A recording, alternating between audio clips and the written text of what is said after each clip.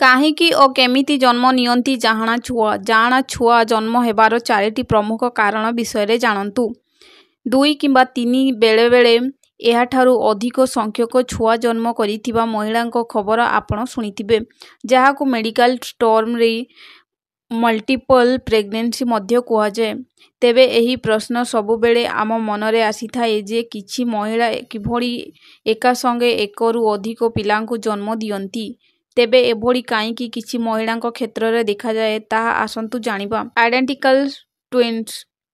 ଏହା ଖୁବ୍ କମ୍ ଦେଖାଯାଇଥାଏ। ଗୋଟିଏ ଅଣ୍ଡରୁ ଜନ୍ମ ହୋଇଥିବା ଛୁଆକୁ ଆଇଡେଣ୍ଟିକାଲ ଟ୍ୱିନ୍ସ କୁହାଯାଏ।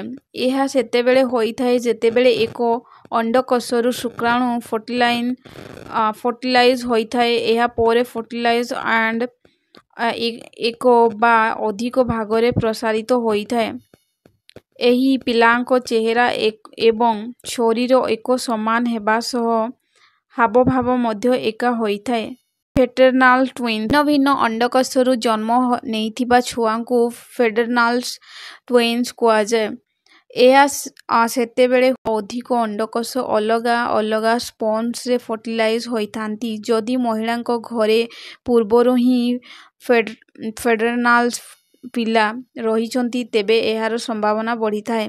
ଅଧିକାଂଶ ଜାଆଁଳା ଛୁଆ ଏହିଭଳି ଜନ୍ମ ହୋଇଥାନ୍ତି।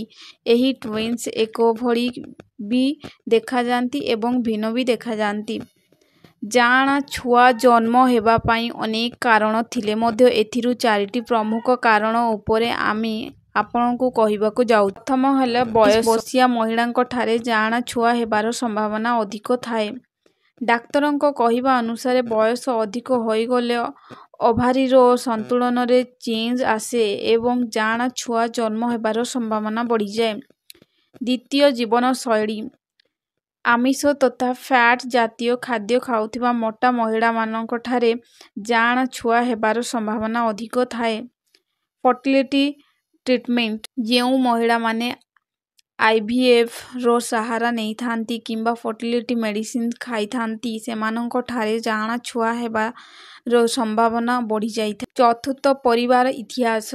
ପୂର୍ବରୁ ମହିଳାଙ୍କ ପରିବାରରେ ମା, ଭଉଣୀ, ଜେଜେମାଙ୍କଠାରେ ଯଦି ଏଭଳି ଜାଆଁଳା ଛୁଆ ଜନ୍ମ ହୋଇଥାନ୍ତି, ତେବେ ମହିଳାଙ୍କଠାରେ ମଧ୍ୟ ଜାଆଁଳା ଛୁଆ ଜନ୍ମ ହେବାର ସମ୍ଭାବନା ବଢ଼ିଥାଏ। ମହିଳା ଅଣ୍ଡକୋଷ ସୃଷ୍ଟି କରୁଥିବାରୁ ପରିବାରରେ ମା, ଭଉଣୀଙ୍କ ଜିନ୍ସ ତାଙ୍କ